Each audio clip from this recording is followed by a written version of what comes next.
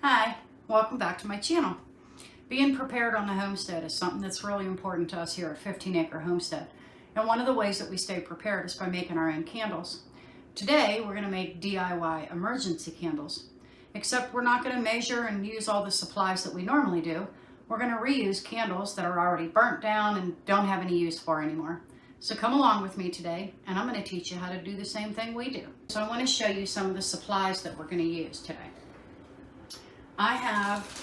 Everybody uses tart burners anymore, and these are all the leftover discs that come out of the top of the tart burners. I just pop them out with a knife and throw them in this bag. It's been quite a while since I've made some, so I've got quite a few bags of them. I've got some candles that just haven't been burned. I have some old taper candles that got hot and melted together. I have some taper candles that I got for like 10 cents at a Goodwill. I have some old shredded paraffin wax that doesn't have any smell. It's just in a bag for this purpose. And the other thing that you can do is you can order your own wax. I save this. This is soy wax. I get it on Amazon, and I'll put a link below. But I only use this when I'm making the candles that I want to add scent to and that take measurements in some time. So I just wanted to show you that that was available. Some of the other things you're going to need are some canning jars. These are quarter pint, I think. Yeah, quarter pint jars. I got them at Rural King. They're really cheap and easy to work with. They make really great emergency candles because they actually make a bigger candle than you think. I simply pour the wax in, put in a wick, and seal up the lids, and they're good to go. So you're going to need some kind of jars. You can also, when you empty candles out, which I'll show you how to do, you can reuse your old jars. You can use, the dollar store sells all kinds of glass containers like this that you can use also. And you're going to want, if you need it, some clothespins to hold your wicks up. You're going to need some wicks. Now I have an old package of this, which a friend of mine, Julie at the Farm Wife, sent me. So I have those wicks, which are pretty much made for tea lights or small candles, but they work perfect in these quart-sized pint jars. And I have these. And the other thing that you can do, if you saw my tarragon herb rack post, I have cotton string that I tie my herbs up with.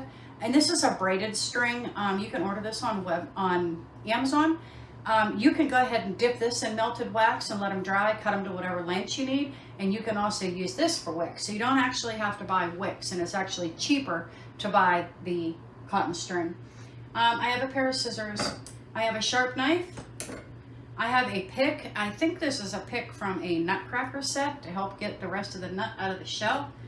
I have a butter knife. I have an oversized cuticle stick, and I have a scoop. Some of the other supplies that I do have some scents, but I won't be using those today. Let me get all this together, and then I'm going to show you how we do this on our stove with our jars, where I use to pour it, and how we finish these off.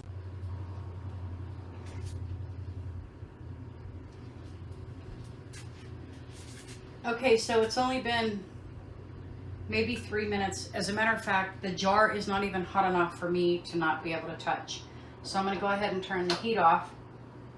I'm going to set it on here, and I'm just going to show you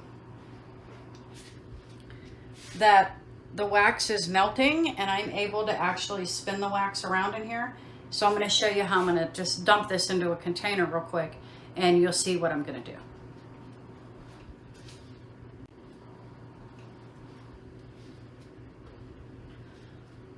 Okay, so it's just been a few seconds. I took it out to test it, and I just wanted to show you that this has been in there for such a short period of time that the glass of the candle is not even hot yet. How you will know it's ready is I can take it and spin the wax around inside the glass jar. And what I'm going to do is I have this double boiler. As you see, I just have a couple inches of water in the bottom, and I'm going to take this, and I'm going to, usually it'll come out. If not, you can go ahead and turn it a couple of times, and that's where my little pick comes out. And I'll take it and dump it right in that jar. Now, what I'm going to do is I'm going to leave it in that jar for just a minute. The wax that is on here, I will scrape off and scrape into there also.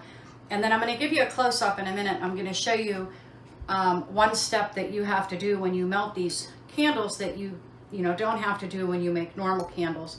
And that is to remove the wicks and the metal tabs from the wicks, from the wax, because you don't want those to get mixed into your new candles that you're making. So I'm going to take a break. Let me adjust the camera closer to the wax so you can see, and then I'll be right back.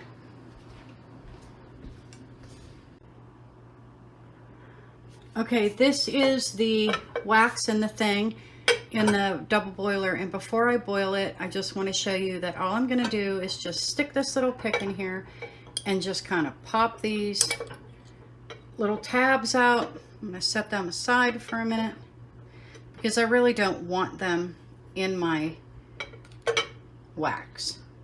Now there is some dark black soot in there from the ash, and that's okay. That's all going to melt down in a little while. So I'm going to go ahead and put this in here, and then I'm going to get started on the next one.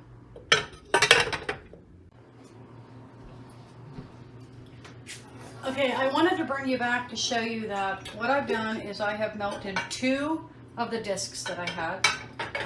And the reason that I only melted 2 of them is because the smell of those 2 kind of combined together. The other jars that I have, regardless of how much wax is in them, I don't think the smells are going to really go with what I've already melted. So to that, I am going to add, remember I had said to you that I have a bunch of just broken pieces and shredded of just paraffin wax candles. What I'm going to do is I'm just going to dump this in with it to give me more wax to pour. And I'm just going to turn this on. I'm going to put it on low. I'm going to put my water over it. And I'm going to let this water in this bottom heat up enough to melt this wax. When this is close to getting melted, I'm going to bring you back and I'm going to show you what's next.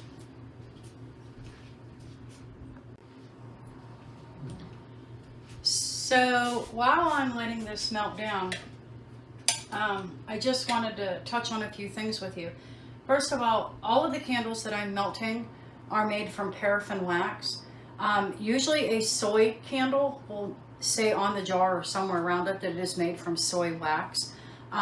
You can mix soy and paraffin wax. I've done it before. I just normally don't. I don't know why. I just don't prefer to. So everything that is in my pot right here is all paraffin wax, which is why I'm able to just add whatever to it. The other thing is that this is not an exact science. This is not like making regular candles with scent and color, pouring into molds and having the right wicks. One thing that I will tell you though, and we'll talk about wicks when I get over to, and this is melted and I can pour it in, but you want a wick big enough for the candle that you have. For this purpose, because I'm only using 1/4 pint jars, I'm just using normal, very small wicks that are made for small candles. Now, I will, and I do end up with wax in the bottom, and that's okay because then I just repeat the process. If your tart burners or your candles that you're using to melt smell too strongly, or I know like everybody gives me their leftover candles because they know I do this, one of the things that you can do is just add more non-scented wax. If you don't want the smell, the more non-scented you add to a scented candle, the less scented it is. So the 2 discs that I put in here from my tart burner, even though I love the smell of them, by the time I'm done adding all of this unscented wax into here, you're not going to smell those 2 candles hardly at all, if at all. So I just wanted to add that in and basically let you know that this is just going to sit. I'm just using an old spoon. I'm using the bottom end of it. I could use the top, but I'm just weird like that. So all I'm doing is just keeping this in here and waiting for this water in the bottom to melt, or to get heat up enough to melt this wax. And then when it does, like I said, I'll come back and I will show you how we're going to combine this into a jar and what we're going to do with it. Right now, I'm just going to continue breaking this up and trying to make the pieces. The smaller the pieces you have, the better it melts and the quicker it melts.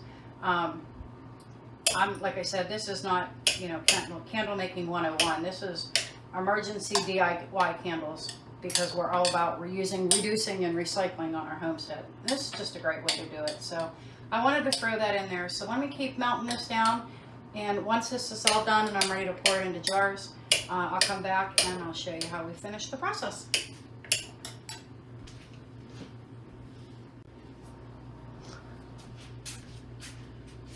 Okay, my wax is just about melted.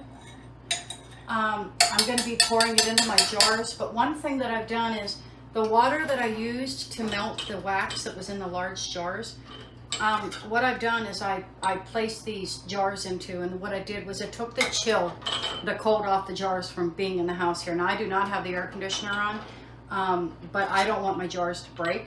So I just kind of dumped them in this water, just 2 of them, because that's all the wax I have. And I'm going to set them on the counter, and then I'm going to come back and I'm going to show you how we pour our wax into these jars.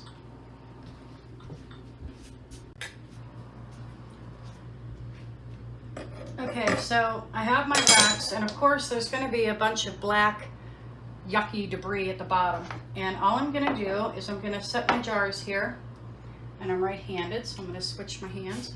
I have an old cutting board here that I use, and I have this jar which helps me hold my, now I should be using a smaller strainer, but I don't have one, or if I did, I don't know where it's at. And I'm just going to pour this wax through the strainer to the top of my jar.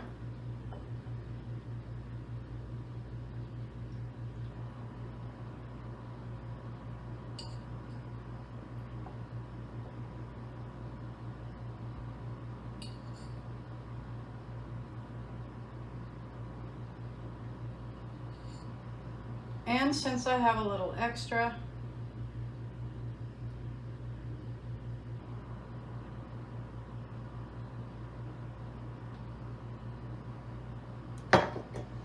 now I'm going to take these wicks and I'm just going to set them in the bottom there.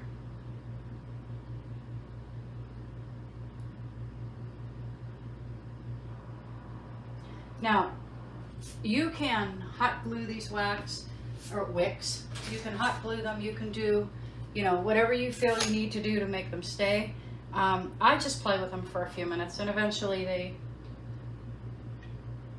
they'll stay right where you need them. This wax will start to set up a little better, and you'll be able to keep them pretty much centered. Now, normally, there we go. I would wrap those.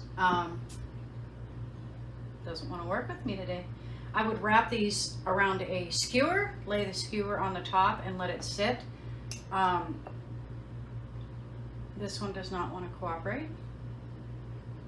But today I didn't do that, and that's my own fault. That's just something you learn when you do candles. Anyway, I'll stand it up more as it goes. This one, I try to make my wick as straight as I can from the get-go, so that when I put it in there, it stays. So let me let these set up for a few seconds, and then I will show you the end result.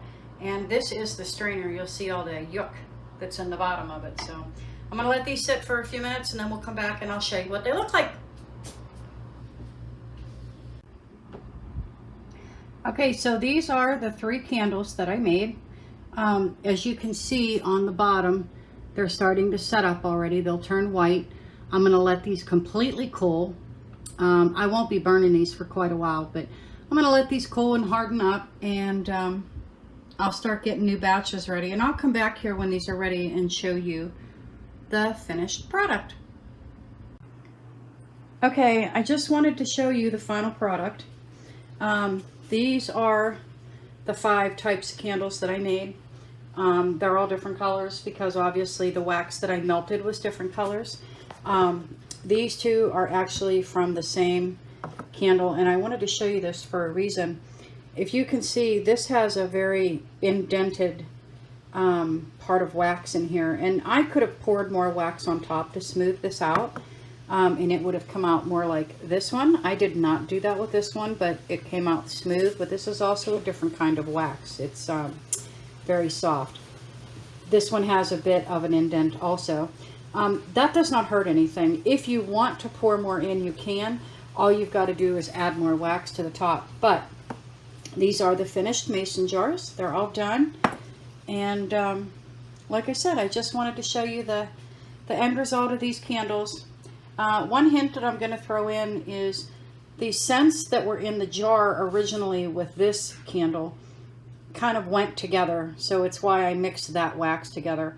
This was like a lemongrass and a citrus candle. These were more like the manly smells of a candle, so that's why I mixed them. And I was able to make like 3 jars of this color. I was able to make 2 jars of the dark blue, 1 of the light blue, or 2 jars of the light blue, and 3 of the green. So I just kind of used what I had, melted what I had. I still had tons of stuff left over, but for the most part, this is what they turned out to be. I will put the lids on these.